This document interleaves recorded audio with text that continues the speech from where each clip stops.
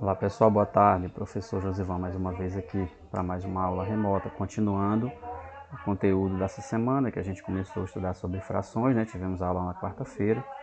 A gente viu como que representa uma fração, nós verificamos e aprendemos que a fração significa divisão, né? Divisão de partes iguais, e que a fração ela tem dois termos, que é o numerador, que indica quantas partes do todo foi retirada ou foi pintada, no caso de uma figura geométrica, por exemplo. E também conhecemos o denominador, que é a parte que indica em quantas partes o todo foi dividido. E também nós falamos um pouco sobre a leitura e a escrita de frações. Aí hoje nós vamos falar um pouco sobre a fração de uma quantidade e frações e medidas. Então, assim como nós utilizamos as frações para representar uma quantidade pintada de um todo, nós também usamos as frações para calcular quantidades, né? A fração de uma quantidade. Então, eu tenho uma quantidade x e eu tenho uma fração dessa quantidade. Como é que a gente faz? Então, eu trouxe um exemplo aqui, 3/7 de 21. Como que a gente vai fazer o cálculo de 3/7 de 21? Primeiro, nós temos que relembrar que o denominador, nesse caso aqui o 7, ele representa quantas partes o todo foi dividido, que nesse caso é o 21. Então, baseado nessa definição, fica fácil da gente resolver. O que a gente só precisa fazer? Divide o 21 por 7, ou seja, o todo aqui é o 21, divide pelo denominador 7. 21 dividido por 7 dá 3. Como o exemplo está pedindo 3 partes dessa divisão, ou seja, 3/7, então multiplica 3 vezes 3, que é igual a 9.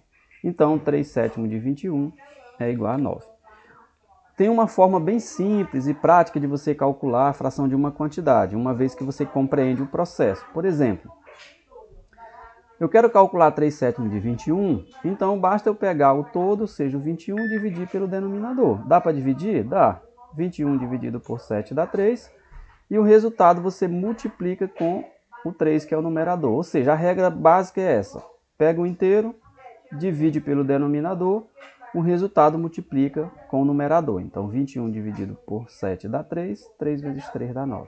Aí eu tenho mais um outro exemplo aqui, para estar mostrando para vocês. 4/9 de 45, usar o mesmo raciocínio. 45 dá para dividir por 9. Então, 45 dividido por 9 dá 5, né? 5 vezes 4 dá 20. Então, de forma prática, para você calcular a fração de uma quantidade, você pega a quantidade, divide pelo denominador e o resultado você multiplica pelo numerador da fração. E aí nós temos aqui mais um slide para finalizar. Frações e medidas. As frações elas também são bem utilizadas para medir partes de medidas, como por exemplo, o comprimento, né? 1 metro, quilômetro, centímetro, enfim. Também nós podemos usar as frações nas medidas para representar intervalo de tempo, por exemplo, ano, dia ou hora. Aí eu trouxe um exemplo aqui para vocês, 1/5 de 1 hora. Bom, para mim calcular 1/5 de 1 hora, primeiro eu tenho que saber quanto que vale 1 hora. Então 1 hora é equivalente a 60 minutos, todo mundo sabe. Então eu preciso, para mim encontrar 1/5 de 1 hora, eu só preciso calcular 1/5 de 60 minutos. Usando aquele mesmo raciocínio lá que a gente já viu no exemplo anterior, 1/5 de 60, eu vou pegar o 60 que dá para ser dividido por 5, pela regra lá, divide o inteiro pelo denominador e multiplica o resultado pelo numerador. Então nós vamos ter, 60 dividido para 5 dá 12.